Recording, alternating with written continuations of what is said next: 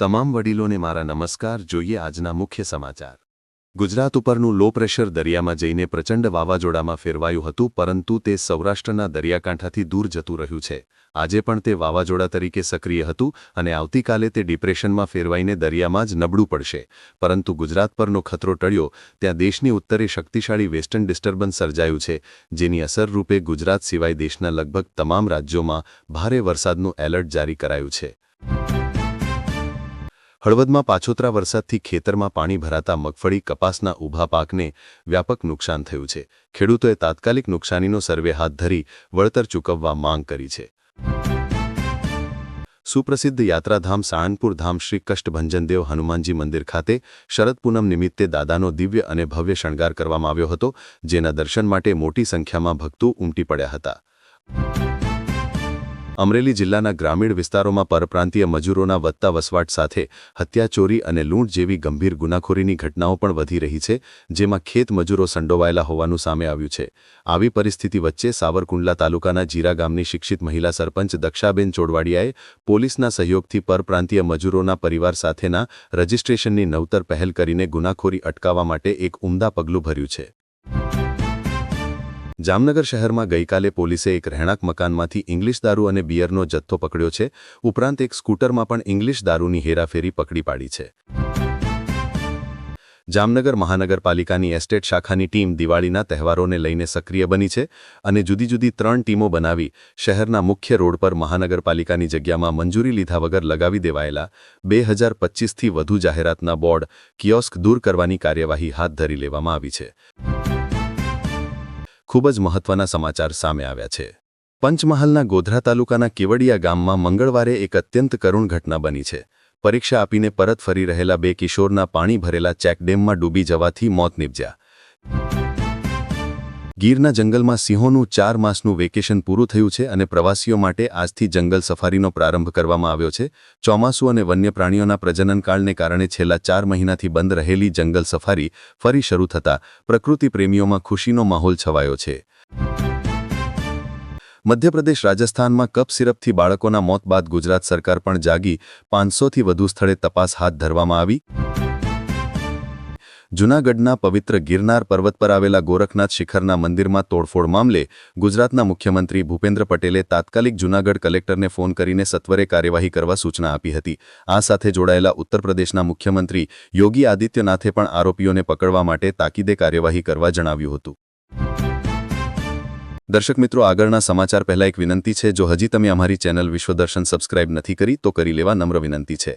આસો મહિનામાં અષાઢી માહોલ. રાણીપ, ગોતા, સરદારનગરમાં મોડી રાતે 1 ઇંચ વરસાદ ખાબકી ગયો. સુરેન્દ્રનગર જિલ્લા ખાણ ખનિજ વિભાગ અચાનક જિલ્લામાં અલગ અલગ જગ્યાએથી ચેકિંગ હાથ ધરી ગેરકાયદેસર ખનિજ સંપત્તિનું વહન કરતા 09 ડમ્પરો સહિત કરોડોનો મુદ્દામાલ કબજે કરી કાયદેસરની કાર્યવાહી હાથ ધરી છે. ગીર અને દાતારના જંગલમાં ચંદનચોર ટોળકી છેલ્લા ઘણા સમયથી સક્રિય થઈ છે. અગાઉ દાતારની સીડી નજીકથી ચંદનના વૃક્ષો કટિંગ કરી નાખ્યા હતા. 2-3 દિવસથી ચંદનચોર ટોળકી સક્રિય થઈ હોવાની બાતમી મળતા વન વિભાગનો સ્ટાફ વોચમાં હતો. વોચ દરમિયાન એક શખ્સ પકડાયો અને 3 શખ્સો નાસી ગયા અને એક હજુ જંગલમાં છુપાયો હોવાની આશંકાના આધારે 4 ટીમ દ્વારા તપાસનો ધમધમાટ ચાલી રહ્યો છે.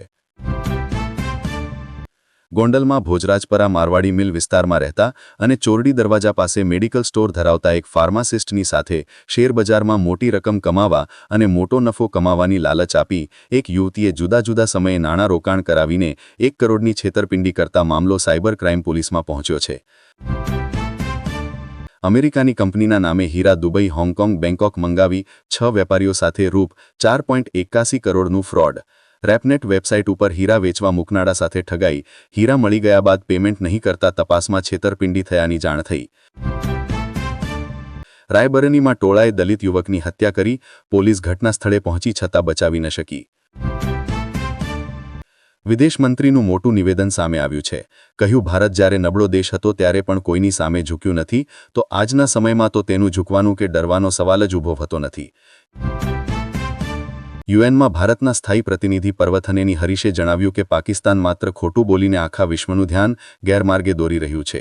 પાકિસ્તાનમાં મહિલાઓની દયનીય સ્થિતિ ઉજાગર કરતા 1971ના ઓપરેશન સર્ચલાઇટનો ઉલ્લેખ કર્યો છે. 48 કલાકમાં 20 એન્કાઉન્ટર. યોગીના આદેશ બાદ યુપીમાં ઓપરેશન લાંગડા અને ખલ્લાસ. પશ્ચિમ બંગાળના મુખ્યમંત્રી મમતા બેનર્જીએ તાજેતરમાં બંગાળમાં આવેલા પૂરને લઈને મોટો દાવો કર્યો છે. તેમણે કહ્યું હતું કે આ કુદરતી નહીં પણ માનવસર્જિત પૂર છે. જીએસટીમાં રાહત બાદ દિવાળી પહેલા ફરી મોટી જાહેરાતની તૈયારીમાં સરકાર, નીતિ આયોગે આપ્યા સંકેત. અમેરિકા દ્વારા ભારતના માલસામાન પર ટેરિફ લાગુ કરાવવા છતાં રશિયા પાસેથી ક્રૂડ ઓઇલની ખરીદી ભારતે જ જાળવી રાખી હોવાનું પ્રાપ્ત ડેટા જણાવે છે.